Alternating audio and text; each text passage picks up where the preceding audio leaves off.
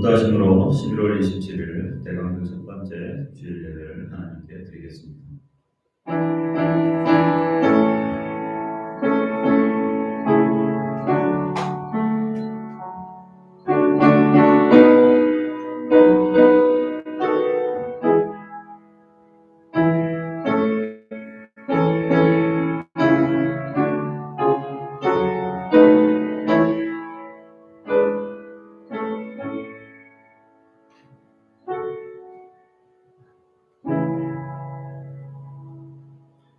여호와께서 행하시는 일들이 크시오니 이를 즐거워하는 자들이 다 기리는도다. 그의 행하시는 일이 존귀하고 어미하며 그의 의가 영원히 서있도다.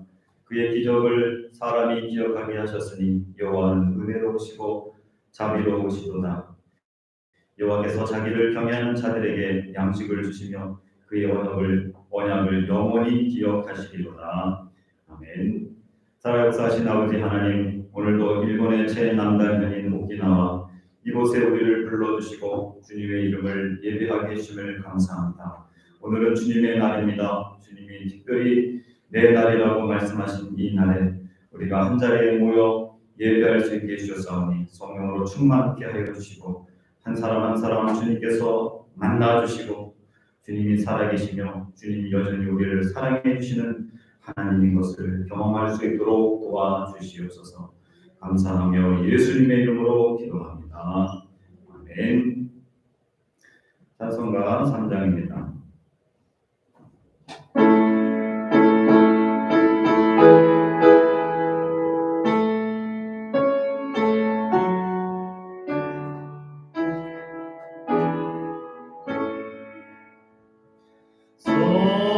성자와 성령 찬송과 영광 돌려보내세. 대초로 지금까지 또 영원토록 성삼위께 영광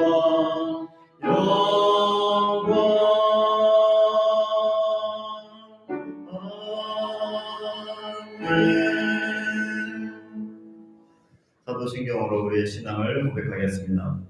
전능하사 천지를 만드신 하나님 아버지를 내가 믿사오며 그 외아들 우리 주 예수 그리스도를 믿사오니 이는 성령으로 잉태하사 동정녀 마리아에게 나시고 본디오 빌라도에게 고난을 받으사 십자가에 못 박혀 죽으시고 장사한 지 사흘 만에 죽은 자 가운데서 다시 살아나시며 하늘에 오르사 전능하신 하나님 우편에 앉아 계시다가 저리로서 산 자와 죽은 자를 심판하러 오시리라.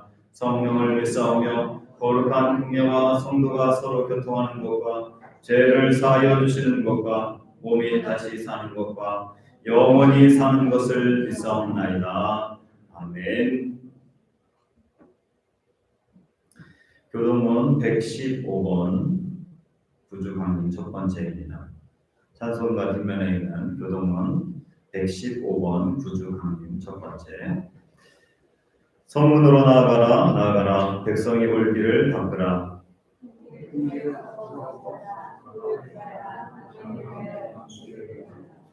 여호와께서 땅끝까지 선포하시되 너희는 딸 시온에게 이르라. 보라 내 구원이 이르렀느니라.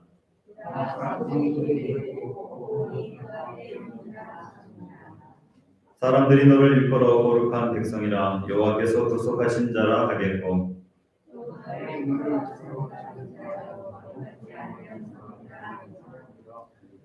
선지자 이사야의 책에 쓴 바 광야에서 외치는 자의 소리가 있어 이르되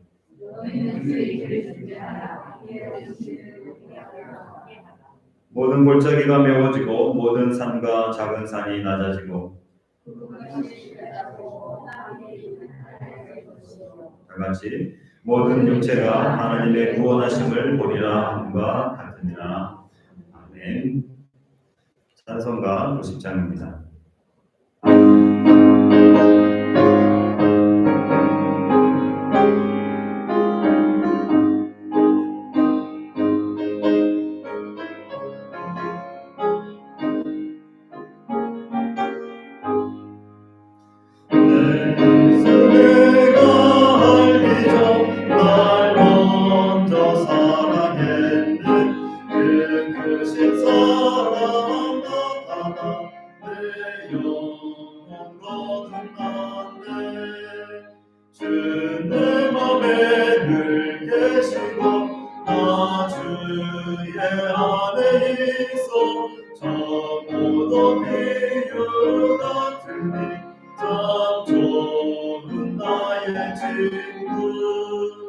내 친구 되신 예수님 날 구원하시려고 그 귀한 몸을 버리사 내 죄를 대속했네. 나 주님을 늘 믿으며 그 선을 의지하고 내 몸과 마음을 바쳐서 끝까지 충성하리. 내 진실하신 친구여 그 은혜 내려주사 날 항상 보호하시고 내 방패 되옵소서. 그 풍성한 참사랑을 네 능의 그늘 속에 날 구원하신 예수는 참 좋은 나의 친구. 앉으시기 바랍니다. 예배를 위해서 대명석 집사님 우리를 위해서 기도해 주시겠습니다.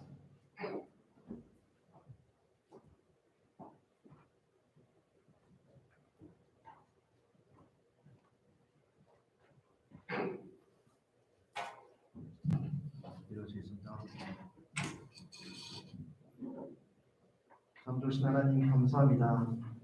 우리를 이 땅을 보내주시고 하나님 말씀과 하나님의 찬양과 예배로 주님을 섬길 수 있게 하신 은혜 참으로 감사합니다. 하나님 주님께서 2000년 전에 예수님을 이 땅에 보내주시고 예수님을 통하여서 많은 것들을 보여주시고 가르치셨습니다. 그들이 온전히 말씀으로 하나님 성경으로 쓰여져 있는데 하나님 우리가 날마다 하나님 영혼의 양식의 말씀을 먹고 하나님 영적으로 더 강건해질 수 있도록 주님 도와주시고 하나님 우리 영혼의 호흡인 기도로서 말미암아 하나님 내 제복을 통하여 우리가 성령 충만함으로 하루하루 살아갈 수 있는 힘과 지혜와 용기를 주님 허락하시기를 간절히 기도합니다. 하나님 대강주일을 맞이하여 하나님 우리를 위해 이 땅에 오신 그 주님을 다시 기억하고 기념하며 하나님 또한 다시 오실 그 주님의 약속을 또한 기억하며 이 땅에서 하나님 이 땅의 정욕과 이 땅의 즐거움들에 하나님 쫓아가지 않고 하나님 그 영원한 생명의 말씀을 기억하고 그 약속을 쫓아 하나님 우리 달려갈 길을 달려갈 수 있는 믿음을 허락해 주길 간절히 기도합니다. 우리 혹에 넘어질지라도 하나님 다시금 일어나서 주님을 바라보고 하나님 주님을 기억하며 주님께서 이미 베풀으신 그 은혜를 다시금 생각하며 한 걸음 한 걸음 그 성화의 길을 걸어갈 수 있도록 주님 도와주십시오. 하나님 이 땅에 하나님 주께서 우리 오키나 교회를 주께 세우셨습니다.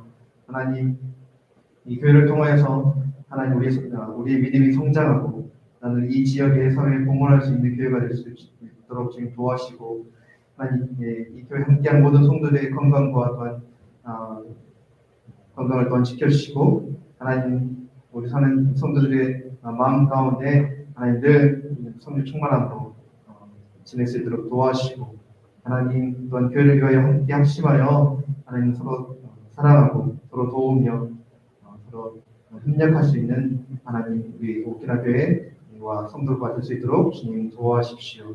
오늘 말씀을 전하신 목사님 위에 가운데 주님께서 허락하여 주시고 주님 영역 질문을 더하시며 하나님 말씀을 또한 듣는 우리에게도 하나님 큰 은혜가 될 수 있는 시간이 될 수 있도록 주님 도와주십시오. 이 모든 말씀 우리 주 예수 그리스도를 받들어 기도드립니다.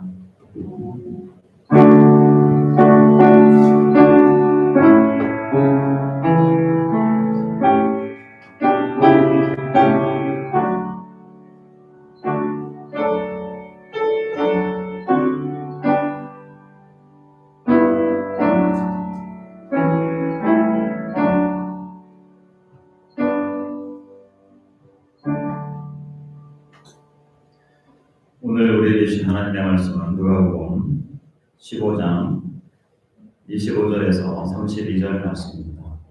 신약성경 121조 누가복음 15장 25절에서 32절 말씀 우리 한 절씩 교독하도록 하겠습니다.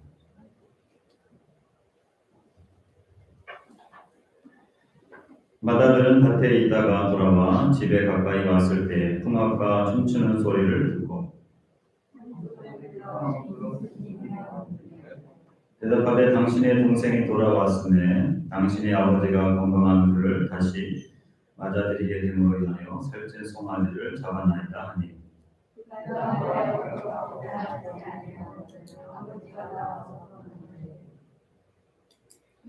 아버지께 대답하여 이르되 내가 여러 해 아버지를 섬겨 명을 어김이 없거늘 내게는 염소 새끼라도 주어 나와 내 것으로 즐기게 하신 일이 없더니 아버지의 자리를 친구들과 함께 사는 어린이라 기도하고 위하여 살찐 송아지를 잡았나이다. 아버지가 이르되 예 너는 항상 나와 함께 있으니 내 것이 다 내 것이로되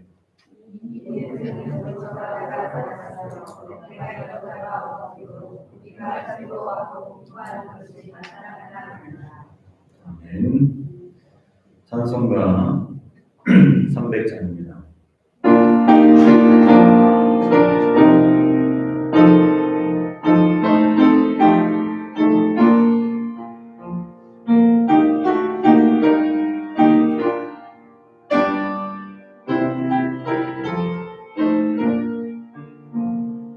내 맘이 낚싯대며 근심에 눌릴 때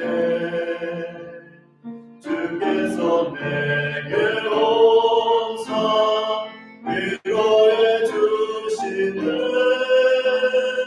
가는 길 깜깜하고 괴로움 많으나 주께서 함께하며 내 짐을 지시네 그대가 내게 족하네 그대가 족하네 이 괴로운 세상 지날 때 그대가 족하네 희망이 사라지고 친구 날 버릴 때 주 내게 속삭이며 희망 주시는 싸움이 맹렬하여 두려워 떨 때에 승리의 왕이 되신 주 음성 들리네. 그대가 내게 족하네. 그대가 족하네. 이 괴로운 세상 지날들 그대가 족하네. 엄밀히 가득 차고 눈물이 흐를 때 주 나의 곁에 오사 위로해 주시네. 환난이 닥쳐와서 어려움 당할 때 주님의 능력이 원수를 이기네. 그대가 내게 족하네. 그대가 족하네. 이 괴로운 세상 지날들 그대가 족하네. 기도하겠습니다. 살아계신 아버지 하나님, 이 시간도 각 사람의 심령 가운데 말씀하여 주시옵소서. 주의 말씀은 내 발의 등이요 내 길의 빛인 것을 고백합니다. 우리가 어떠한 삶을 살아야 될지 어떤 길로 가야 될지 오늘도 세밀하게 말씀하여 주시옵소서. 그 말씀이 금방 잊어버릴 말씀이 아니라 우리의 가슴에 새겨져서 우리의 삶의 자리에서도 계속 그 말씀이 기억나며 그 말씀을 따라 살아가는 우리 모두가 되도록 도와주시옵소서. 주님께 맡기오며 예수님의 이름으로 기도합니다. 아멘. 예, 오늘은 누가복음 15장 25절에서 32절 말씀을 가지고 서운한 감정이 생길 때 이 제목으로 말씀을 나누도록 하겠습니다. 옆 사람과 인사하겠습니다. 세계적인 교회 잘 오셨습니다. 인사하겠습니다.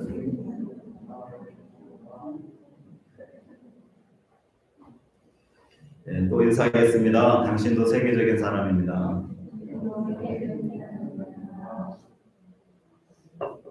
여러분들 한 주간 어떻게 지내셨습니까? 한 주간이 금방 지나가죠. 혹시 이번 한 주간에 서운한 일들이 있으셨습니까? 일상에서 서운한 감정은 예고 없이 시시때때로 다가옵니다. 어린이나 젊은이나 또 젊은이나 노인이나 예외가 없습니다.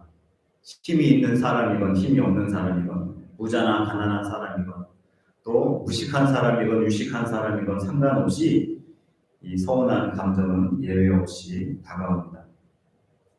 작년 3월 5일 내장사라고 전라북도 정읍시에 있는 거의 약 1,500년 정도 된 사찰입니다. 근데 그곳에 1,000년이 넘는 그 사찰이 다 불타버리는 사건이 일어났습니다. 범인은 불교를 싫어하는 사람도 아니고 또 일반 사람도 아닌 그 사찰에서 생활하고 계시는 스님이었어요. 왜 그 스님이 사찰을 불을 질렀을까? 알고 봤더니 함께 생활했던 사람들이 이 스님을 서운하게 해서 술을 마시고 휘발유를 뿌려서 1,000년이 넘는 이 역사적 유물을 불을 질러서 태워버리고 만 것입니다. 오랜 세월 도를 닦은 스님도 서운한 이 감정에 자유롭지 못하다고 하는 증거이겠죠. 서운함이라고 하는 것은 원만한 대인관계를 무너뜨리는 시한폭탄과 같은 것입니다. 서운함이 쌓이면 이별이 되지만 서운함이 잘 녹으면 사랑이 더 돈독해지죠. 대인관계의 최대의 적이 서운함의 노예가 되면 우리의 정서가 지쳐서 수렁으로 들어가게 됩니다. 서운한 감정을 잘 해소하면 사랑이 더 돈독해지지만 잘못 폭발하면 사랑한 것만큼 미움의 에너지로 방출됩니다. 그래서 이 서운한 감정은 친밀한 인간관계에서 생겨나지 친하지 않고 잘 모르는 사람에게는 생겨나지 않습니다. 가장 많이 생겨나는 관계가 부부관계겠죠. 그리고 친구관계, 부모와 자식관계, 그리고 최근에서는 또 목회자와 교인과의 관계에서도 해당이 됩니다. 오늘 본문에서 나오는 큰 아들도 재산을 모두 탕진하고 돌아온 둘째 아들을 위해서 잔치를 벌인다고 하는 말에 분노와 아버지에 대한 이 서운한 감정들이 생겨났습니다. 자신은 지금까지 밭에서 요새 말로 어른들이 많이 얘기하는 것처럼 뼈 빠지게 일하고 왔는데 작은 아들은 아버지로부터 유산을 받아서 도시에 가가지고 허랑방탕 탕진하고 왔을 뿐인데 성공하고 온 것도 아닙니다. 와서 거지처럼 왔는데 잔치를 벌여 큰아들처럼 인간관계 속에서 이런 섭섭함, 서운함들이 생겨난다고 하는 것이죠. 이런 경우에 우리는 어떻게 해결해야 될 것인가? 오늘 본문을 통하여서 같이 나눠보고자 합니다. 먼저 이 서운한 감정을 해결하려면 하나님이 베푸신 은혜, 하나님께서 나에게 베푸신 은혜를 생각하며 감사함으로 고백해야 됩니다. 왜 큰아들이 아버지에게 서운해하고 있습니까? 오늘 29절, 30절 말씀을 우리 같이 한번 읽어보겠습니다. 29절과 30절입니다. 아버지께 대답하이르되 내가 여러 해 아버지를 섬겨 명을 어김이 없거늘 내게는 염소 새끼라도 주어 나와 내 것으로 즐기게 하신 일이 없더니 아버지의 살림을 창녀들과 함께 삼켜버린 이 아들이 돌아오매 이를 위하여 살찐 송아지를 잡으셨나이다. 큰아들이 화가 나는 것이 충분히 이해가 되죠. 오늘 성경에 보면 큰 아들이 아버지를 위해 열심히 일했는데 집에 나가서 방탕하게 창녀들과 유산을 다 써버린 그 아들, 그 작은 아들을 위해서 송아지를 잡고 잔치를 했다라고 하는 것. 생각해보니까 자신은 친구들과 함께 염소 새끼 한 마리도 잡아서 친구들과 즐겁게 놀 적이 없는 겁니다. 사랑과 관심을 받을 만한 상대에게서 그것을 받기를 기대했는데 충분히 받지 못했을 때 서운함이 느껴지죠. 서운하다라고 하는 말은 뭔가 마음에 차지 않을 때 아쉽거나 섭섭한 느낌이 듭니다. 그렇기 때문에 사물과 상황에 대해서 서운하다라고 말하지는 않죠. 기대하지 않았으면 서운한 일이 없을 텐데 기대했기 때문에 그 기대가 채워지지 않거나 그 기대에 반해서 일이 일어날 때 서운함이라고 하는 감정이 튀어나옵니다. 서운함은 기본적으로 인정을 받고 싶은 욕심, 사랑을 받고 싶은 마음에 기반을 둔다라고 하는 것이죠. 오늘 본문에서 서운해하는 큰 아들에게 아버지가 무엇이라고 말합니까? 오늘 31절 말씀을 우리 한번 같이 읽어보겠습니다. 31절 말씀입니다. 시작. 아버지가 이르되 예 너는 항상 나와 함께 있으니 내 것이 다 내 것이거든. 큰 아들은 자신만 소외되었다라고 서운해합니다. 너는 항상 나와 함께 있었다. 그렇게 생각하지 마라. 너만 소외된 것이 아니고 너는 항상 나와 함께 있었다. 작은 아들을 위해 하루 잔치를 해주는 것을 보며 서운해하는데 너는 나와 항상 함께하는 잔치에 있었다. 너는 그러한 자녀다. 너는 종처럼 살았다고 생각하지만 너는 종이 아니라 사랑하는 내 아들이다. 큰아들은 자신을 공평하게 취급해주지 않았다고 서운해하는데 오늘 본문에 보니까 내 것이 다 네 것이다. 아버지는 서운해하는 큰아들을 얘라고 이야기합니다. 이 표현이 아마 여기에서만 나올 것 같아요. 예. 이 호칭하는 것은 아주 애정 어린 호칭입니다. 아버지는 야단치는 것이 아니라 친밀한 관계를 강조하고 있죠. 아버지의 사랑을 표현하는 것입니다. 하나님이 우리에게 베풀어 주신 은혜가 바로 이와 같습니다. 그런데 우리는 고난과 어려움을 겪으면 내가 얼마나 주를 위해 살았는데 왜 이런 일이 생기냐? 왜 나만 아프냐고? 왜 나만 재정적으로 어려움을 겪어야 하냐고 서운해합니다. 서운함을 해결하려면 관계 가운데서 생긴 결과 때문에 서운하지 말고 그 외에 하나님께서 지금까지 풍성하게 주신 은혜를 우리가 기억하며 감사해야 합니다. 구원받은 것에 비하면 조금 잃어버린 것, 조금 무시를 받는 것, 조금 인정을 받지 못한 것, 조금 사랑받지 못한 것 별거 아니라고 하는 것이죠. 영원토록 함께 하시고 영원한 천국을 주시는 하나님을 보면 서운함보다도 감사가 생겨나 감사가 넘치게 돼요. 관계의 서운함은 해결될 수 있다고 하는 것입니다. 요즘 계속 매스컴에서 회자되고 있는 사우디 왕세자 빌 살만 그가 계획하고 있는 이 네옴시티가 계획대로 수천조에 만들어진다고 해도 그곳은 나그네 인생길에 잠시 머물다가 가는 곳에 불과합니다. 그곳은 여전히 슬픔과 고통과 아픔이 존재하는 장소에 불과하다라고 하는 것이죠. 그런데 우리가 장래에 가게 될 천국은 우주 만물을 말씀으로 만드신 하나님께서 계신 곳이며 그곳에서는 영원토록 감사와 기쁨과 찬양으로 가득 찰 곳입니다. 더 이상 아픔도 없는 곳입니다. 더 이상 눈물도 없는 곳입니다. 우리의 모든 죄를 깨끗하게 십자가에서 해결해 주시고 영원한 천국을 우리에게 허락하셨습니다. 이런 천국에 비하면 세상에 있는 것들, 세상에서의 서운한 것들은 이렇게 비교하면 좋을 것 같아요. 아이들이 과자를 먹는 꼬마 아이에게 야, 내가 그거 사줬으니까 그거 하나 좀 줘봐. 그렇게 얘기했는데 그 아이가 주지 않을 때 서운하죠. 내가 사줬는데 안 주냐? 서운할 수 있겠죠. 그런데 천국에 비하면 그와 같은 서운함이라고 하는 것입니다.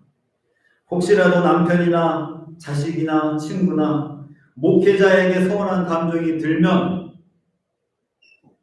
내가 어떻게 해 주었는데 저 인간이, 저 자식이, 저분이 나에게 이럴 수가 있지? 이렇게 생각하지 말고 저 사람이, 저 자식이, 저분이 지금까지 나에게 그동안 잘해 주었었는데 이런 경우도 있겠다. 하나님이 나에게 어떻게 이럴 수가 이렇게 생각하지 말고 하나님이 그동안 나에게 베풀어 주신 은혜가 얼마나 큰데 라고 생각하시기를 바랍니다. 나이가 많을수록 자꾸 서운한 감정이 든다고 합니다. 기대에 미치지 못하는 것을 생각하면 우리의 인생은 죽을 때까지 서운한 감정에서 벗어날 수가 없어요. 남편이 하는 말도 서운하고 자식이 하는 모든 행동도 서운하고 직장에서도 서운하고 교회까지 왔는데도 서운한 감정으로 평생 그 감정에서 벗어나지 못한다고 하는 것입니다. 교회를 다니며 열심히 충성봉사하던 사람이 목회자가 자신을 칭찬해주지 않고 자신이 잘못한 것을 지적하는 설교를 들으면 서운하게 됩니다. 많이 쓰는 말로 섭섭막이라고 하죠. 그 섭섭막이 올무에 걸리면 목회자를 비난하고 결국 교회를 떠나버리는 경우들이 있습니다. 그러나 죽을 때까지 영원토록 함께 해주시며 베풀어 주신 하나님의 은혜를 감사하며 살면 서운한 감정이 우리를 어떻게 하지 못합니다. 바울은 노년이 되었을 때 대부분 사람들이 자신을 떠나갔습니다. 자신에게 복음을 듣고 새로운 삶을 살고 하나님의 백성이 되었음에도 불구하고 자신을 떠나가는 사람들이 생겨납니다. 얼마나 서운했겠습니까? 마가가 1차 전도여행 때 힘들다고 떠나버렸습니다. 그러나 그 서운한 마음을 죽을 때까지 가지고 있는 것이 아니었죠. 삶의 마지막 부분에 이르러 바울은 마가에 대한 그 서운한 감정을 청산합니다. 디모데 후서에게 마가를 데리고 와 달라고 부탁합니다. 바울은 마가에 대해서 그가 나의 일에 유익하니라, 자신에게 손해를 끼친 사람 때문에 내가 더 성숙해지고 결과적으로 유익하게 되었다라고 고백한 것입니다. 하나님의 은혜의 눈으로 보고 하나님의 말씀으로 해석하며 모든 서운한 감정들이 감사로 변할 것을 믿으시는 저 여러분들이 되시기를 바라겠습니다. 두 번째로 서운한 감정을 해결하려면 솔직하게 자신의 마음을 표현해야 합니다. 솔직하게. 서운한 감정은 사랑과 관심을 받을 만한 상대에게서 그것들을 받기를 기대했는데 충분히 받지 못했을 때 섭섭함을 느낍니다. 그 서운한 감정은 어떤 노력과 수고, 희생과 헌신을 했는데 충분한 칭찬과 보상을 받지 못했을 때 섭섭함을 느끼게 되죠. 그리고 서운함은 서로 받아들이는 해석의 방법이 다르기 때문에도 생겨납니다. 서로의 진실한 마음, 상황을 이해 못해서 생길 경우도 있습니다.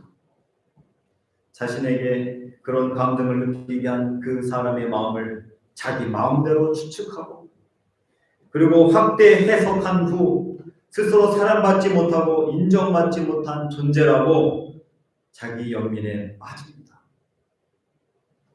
큰 아들은 동생을 위해 잔치를 해주는 아버지의 마음을 자기 방식대로 해석해서 차별 대우한다라고 생각하며 서운해한 것입니다.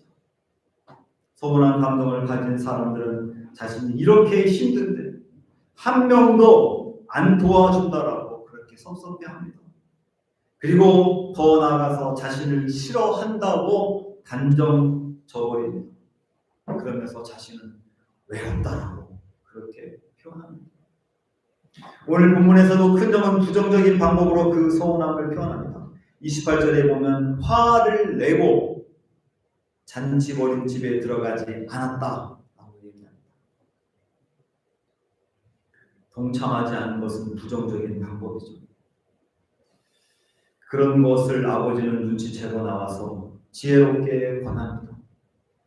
서운함을 해결하는 방법은 창조적으로 지혜롭게 솔직하게 표현하는 것입니다. 큰 아들처럼 자신의 서운한 감정을 솔직하게 표현하는 것, 이게 중요하다라고 하는 것이죠. 29절에서 30절 큰 아들은 솔직하게 자신의 그 섭섭한 감정을 아버지에게 표현합니다.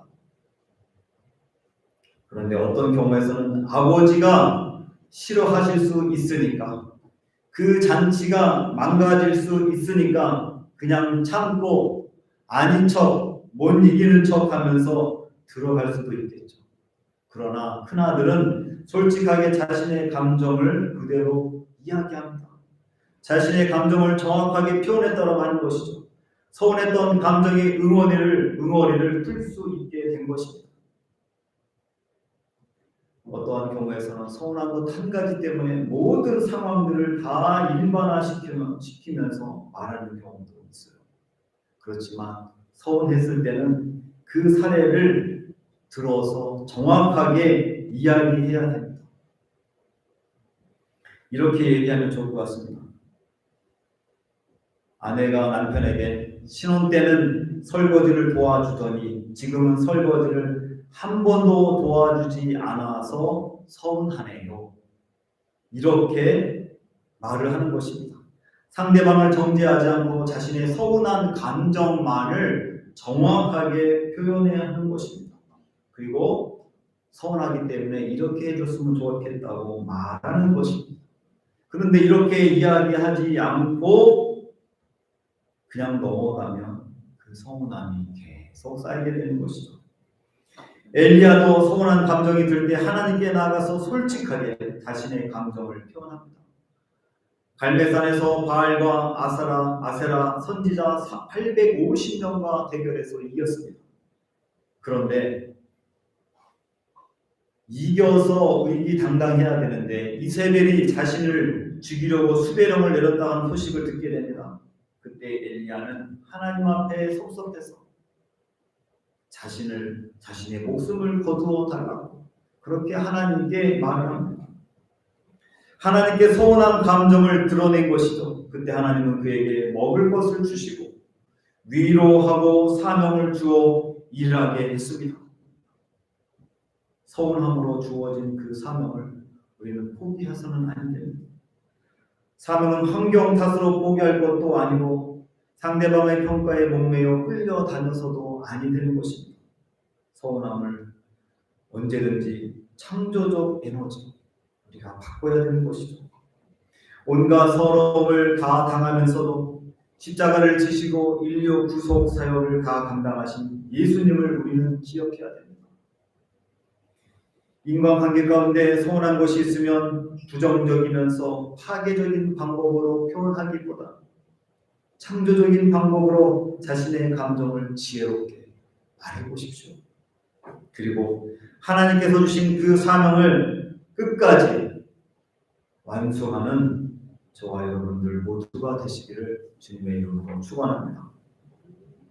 마지막으로 예수 그리스도의 십자가의 사랑으로 서운함을 덮어버려야 해결할 수 있다라고 한 것입니다. 서운해하는 큰 아들에게 아버지께서는 무슨 말씀을 해주십니까? 32절을 보면 32절 한번 같이 읽어보도록 하겠습니다. 시작.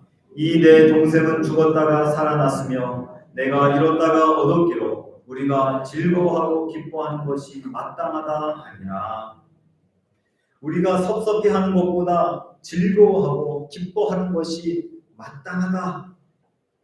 섭섭하기로 하면 큰 아들보다 아버지가 더 서운할 것입니다. 자신의 재산 3분의 1을 유산으로 줬는데 그것을 나가서 다 탕진합니다. 아버지의 뜻을 거역하고 나간 아들이라고 하는 것이죠. 가장 마음이 아픈 사람은 큰 아들이 아니라 아버지겠죠. 그런 아버지가 섭섭해하지 않고 기뻐하니까 큰 아들도 기뻐하고 즐거워하는 것이 마땅하다. 왜 아버지가 기뻐하는 것이 당연하다고 말합니까? 그것은 사랑하는 아들이 죽었다라고 생각했는데 죽지 않고 돌아왔기 때문입니다. 잃었던 아들을 얻었다라고 하는 것이죠. 작은 아들은 서운한 대상이 아니라 사랑의 대상입니다. 그러나 큰 아들은 동생을 어떠한 대상으로 바라보고 있습니다. 30절 말씀해 보니까 장녀들과 어울려서 아버지의 재산을 삼켜버린 아들, 살찐 송아지가 아니라 하인들이 먹는 음식을 주기도 아까운 아들로, 그리고 아버지가 잔치를 벌이는 것은 너무 과분한 평가라고 그렇게 생각하고 있다는 것이죠. 자신은 충성스럽고 성실한 아들이지만 작은 아들은 살찐 송아지를 먹을 만한 자격이 되지 않는다, 이렇게 생각한 것입니다. 한 번도 오늘 본문에 보니까 동생이라고 부르지 않습니다. 이 아들이라고 표현합니다. 동생으로 인정하지 않고 있다라고 하는 것이죠. 아버지의 아들일 뿐이지 나한테는 동생이라고 하는 그 표현이 들어가 있지 않아요. 27절에도 종에 일하는 종도 당신의 동생이라고 표현합니다. 그리고 24절에 아버지는 이 내 아들 죽었다가 살아났다라고 그렇게 기뻐합니다. 형은 동생을 보기에 나에게 손해를 끼친 사람, 나의 자존심을 상하게 한 사람, 나에게 전혀 도움이 되지 않고 도움이 되지 않는 불결한 사람으로 생각하고 있다라고 하는 것입니다. 그러나 아버지는 어떻게 말씀하고 있습니까? 30절에 아까 읽었던 것처럼 함께 즐거워할 대상이라고 이야기합니다. 우리가 기뻐하고 즐거워하는 것이 마땅하다. 아무리 타락했고 아무리 부족하고 아무리 볼품없고 아무리 가정에 망신을 시키는 아들이지만 사랑해야 할 사람이고 함께 관계를 누려야 할 사람이라고 아버지는 이야기합니다. 아무리 서운하게 하는 남편도 하나밖에 없는 돈 대필로서의 남편임을 기억하십시오. 아무리 서운하게 하는 자식도 내 몸 같은 내 자식인 것을 기억하십시오. 아무리 짐이 되는 부모가 있어도 나를 세상에 있게 해준 내 몸의 근원인 부모님이라고 하는 사실을 기억하십시오. 서운한 대상이 아니라 끝까지 책임지는 사랑해야 될 대상인 것을 우리는 기억하셔야 합니다. 이 큰아들은 29절에 아버지의 명을 어긴 적이 없다고 이야기합니다. 마치 성경에 나오는 바리새인들과 서기관들 같죠. 그러나 진정 중요한 계명을 어기고 있습니다. 율법 가운데서도 가장 큰 계명 바로 사랑의 계명인 것입니다. 요한복음 13장 34절에서 35절에 보면 새 계명을 너에게 주노니 서로 사랑하라. 내가 너희를 사랑하는 것 같이 너희도 서로 사랑하라. 이 계명을 큰아들이 지금 어기고 있는 것입니다. 이 계명을 실천하면 서운해할 것이 없겠죠. 어차피 받을 것을 상정해 놓고 베푸는 사랑이 아니기 때문입니다. 우리가 죄인 되었을 때 우리 하나님은 예수님을 십자가에 달리기까지 사랑해 주셨습니다. 십자가의 사랑을 돌려받기 위해 잘해준 것이 아니라고 하는 것입니다. 우리가 자식을 사랑하는 것은 그 사랑을 빌려주는 것도 아닙니다. 가끔은 인간관계에서 거래로 생각하시는 분들도 계시겠죠. 가까운 사람에게 자신이 베푼 정과 사랑 때문에 더욱 서운해합니다. 그러나 오늘 성경에서 나오는 큰아들은 아버지이기 때문에 서운한 것이죠. 아버지가 자신을 동생보다 중요하게 여겨주지 않는다라고 생각했기 때문입니다. 그러나 서운한 감정은 길에서 지나가는 사람에게 드는 것이 아니라 정이 많이 쏟은 사람에게 들죠. 친밀한 관계에 있는 사람에게 든다고 이야기합니다. 잘 대해 주었던 사람, 사랑했던 사람에게 생겨나는 감정입니다. 우리에게 돌아오는 것이 없다고 서운해할 필요가 없습니다. 이미 베풀면서 충분히 만족과 행복을 우리가 누렸기 때문입니다. 예를 들면 아이들을 기를 때 얼마나 행복해 했습니까? 노년에 자식들이 못해준다고 서운할 필요가 없습니다. 그저 내가 그 아이에게 사랑을 베푼 것만으로 만족해하고 행복해하면 되는 것입니다. 성경에서 가장 서운함을 경험한 사람이 누구겠습니까? 바로 예수님이십니다. 제자들이 다 배신하고 떠날 때 얼마나 서운했겠습니까? 베드로가 부인하고 저주하고 도망갔을 때 예수님이 얼마나 서운했겠습니까? 예수님이 십자가의 사랑으로 끝까지 그들을 사랑하십니다. 하나님께서는 못하시는 것이 없으신 전능하신 하나님이신데도 하필 아들을 십자가에 대못을 박아 죽이려고 하시는지 전능하신 하나님이 다른 방법이 얼마든지 있을 텐데 죄인을 위해서 아들을 죽이시는 아버지가 인간이신 예수님이 얼마나 또한 서운해하셨겠습니까? 그러나 예수님은 아버지를 신뢰하고 사랑하기 때문에 아버지께 서운해하지 않습니다. 사람을 통해서 서운함을 당하지 않으시고 십자가를 지신 예수님은 서운해하는 우리들에게 오히려 말씀하십니다. 힘들지? 나도 알아. 나도 너와 똑같이 서운했단다. 나도 외롭고 고통스러워서 이 잔을 옮겨달라고 아버지께 기도했단다. 나도 정말 괴로워 죽을 것 같단다. 그래서 산에서 아버지의 뜻을 알게 해달라고 아버지의 뜻대로 해달라고 밤새워 피땀 흘리며 기도했어. 서운해할 때 기도해봐. 괜찮아. 모든 서운함을 다 겪었던 내가 있잖아. 내가 너를 이해한단다. 내가 영원토록 너와 함께 할게. 내가 너를 도와줄게. 포기하지 마라. 서운함 때문에 관계를 포기하지 마라.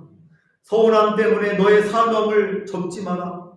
서운함 때문에 너의 인생을 망치고 허물어지게 하지 마라. 오늘도 우리 주님께서는 우리에게 이렇게 말씀하십니다. 서운한 감정을 생길 때 이제 어떻게 하시겠습니까? 하나님께서 베푸신 은혜를 생각하며 감사함으로 그 서운함을 해결하십시오. 서운한 감정을 창조적으로 표현하십시오. 서운한 감정을 그리스도의 사랑을 묵상함으로 해결하며 살아가는 지혜로운 믿음의 성도들이 되시기를 주님의 이름으로 축원합니다. 다 같이 기도하겠습니다.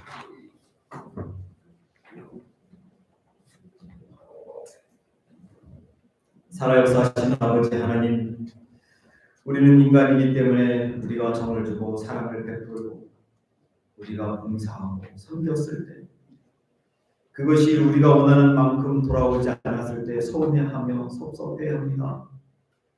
그 감정이 생길 때마다 하나님 오늘 주신 말씀을 기억하며 그 서운한 감정들을 이겨낼 수 있도록 도와주시옵소서. 그 서운함 때문에 하나님이 주셨던 비전을 포기하거나 내가 봉사하고 섬겨야 될 것을 내려놓거나 또한 하나님께서 허락해 주신 축복의 삶을 누리지 못하고 지옥 같은 삶에서 살지 않도록 도와주시옵소서. 서운한 감정이 생길 때마다 가장 이 땅에서 서운해하셨던, 그래서 십자가에서 저들의 죄를 용서해 달라고 기도하셨던 그 아버지의 사랑을 우리가 본받게 하여 주시옵소서. 감사하며 예수님의 이름으로 기도합니다. 아멘. 찬송가 42장 부르시면서 준비하시는 분 하나님께 드리겠습니다.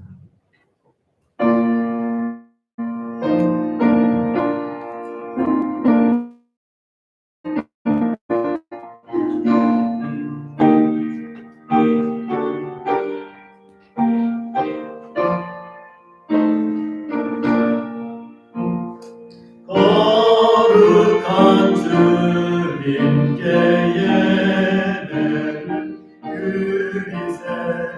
무릎을 꿇고서 영광 돌려 금 같은 순종과 향기로운 겸손을 주님께 바쳐서 경배하세. 주 앞에 삼가서 겸손히 행하며 주 너를 언제나 돌보시리. 말씀의 위로와 기도의 능감을 내 갈 길 바르게 인도하리. 주 앞에 설 때에 두려워 말하라. 가난한 우리를 도우시리. 보배로운 진리와 온유한 사랑은 주님께 다 바치 귀하겠누. 떨면서 바치는 이 작은 예물도 주님은 귀하게 받으시리.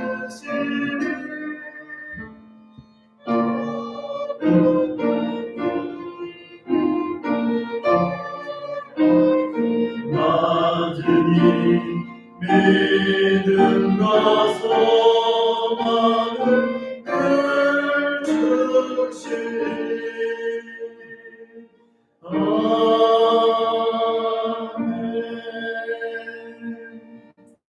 기도하겠습니다. 하나님 감사합니다. 주님의 사랑과 은혜로 이 한 주간을 살았습니다. 우리에게 생명을 주시고 가족을 주시고 또 일할 수 있는 곳을 주시고 우리에게 또 목표와 꿈을 주셔서 이 한 주간도 힘들고 어려운 상황 가운데서도 잘 이겨내게 해주심을 감사합니다. 예배 나올 때 빈손으로 나오지 아니하며 하나님께 받은 사랑에 감사하고 또 약속의 말씀을 붙들고 11조와 감사의 물과 선교물과 또한 건축원금 목적한 예물들을 하나님께 드리게 해주심을 감사합니다. 하나님, 주님은 마누의 여김을 당하지 않으시는 분이라고 말씀하셔서 믿음으로 심은 한 사람 한 사람에게 하나님께서 심은 대로 채워주시고 갚아주시고 하늘의 신령한 것들로 그의 가정에 그의 자녀들에게 자고 넘치게 하여 주시옵소서. 약속하신 말씀이 삶의 자리에 풍성하게 열매로 나타나게 하여 주시옵소서. 예물뿐만 아니라 주의 성결을 위해서 수고한 숨은 봉사자들이 있습니다. 청소를 하며 교회에서 기도하며 음식을 하며 수고한 모든 손길을 하나님이 아시오니 복내려 주시고 하나님께서 갚아 주시옵소서. 또한 이 예물이 사용되는 곳에 하나님께서 간섭하여 주시고 하나님께 영광이 되며 생명을 살리며 세상을 아름답게 한 곳에 이 예물들이 귀하게 사용될 수 있도록 도와주시옵소서. 감사드리며 예수님의 이름으로 기도합니다. 아멘. 오늘은 새로운 또 친구들이 방문을 했습니다. 우리 하원이 친구들인데요. 리오, 리네, 리카고, 시오리, 카농, 인나 이렇게 6명 손 한번 들어주시기 바랍니다.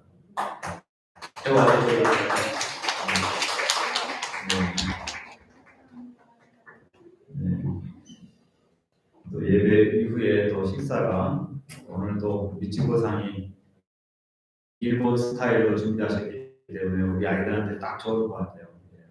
한국 음식을 또 좋아할 수도 있겠지만 한국 음식은 또 가끔씩 매워서 힘들 수도 있는데 오늘 좋은 시간들 또 많이 축복해 주시고 어린 아이들이 이 땅에서 자라면서 그래도 예배당 한 번씩 밟으며 하나님의 사람들로 변화될 수 있도록 여러분들 기도해 주시면 감사하겠습니다.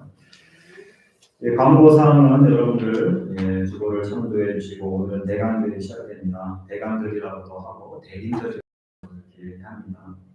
그래서 이 대강절에는 각 교회마다 추리가 시작되죠. 성탄절 추리가 시작되는 시점이 대강절 첫째 주일부터입니다. 보통은 11월 말 이렇게 되겠죠. 그리고 교회들마다 또 여러 가지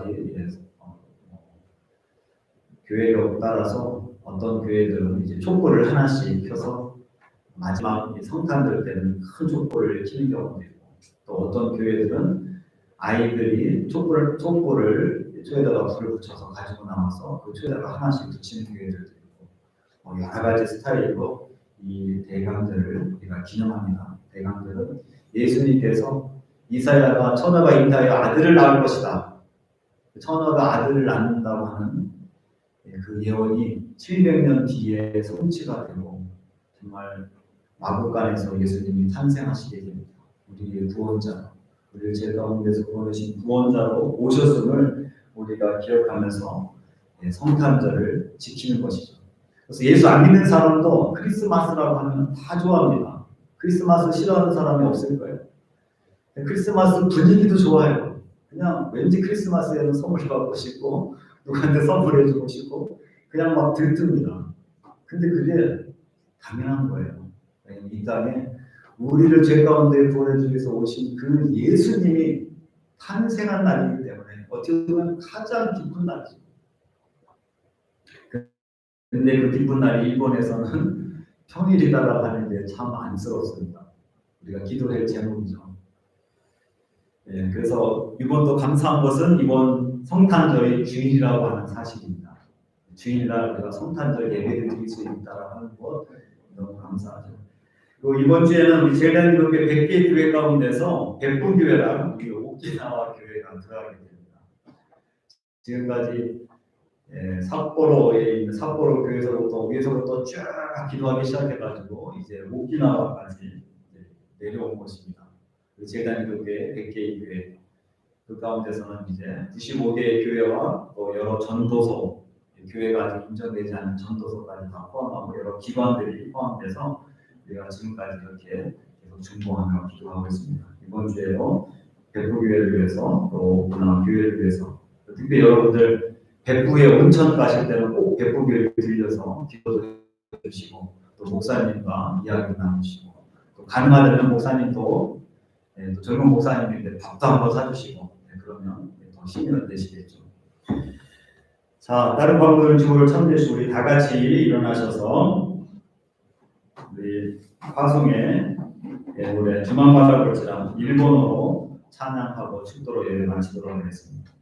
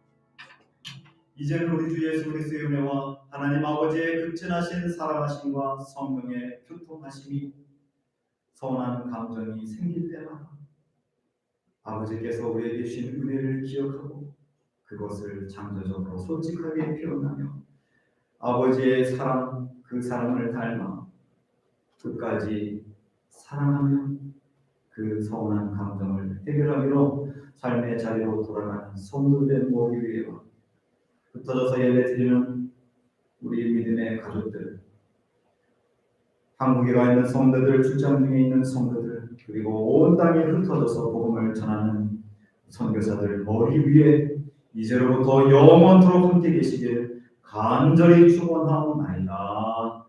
아멘.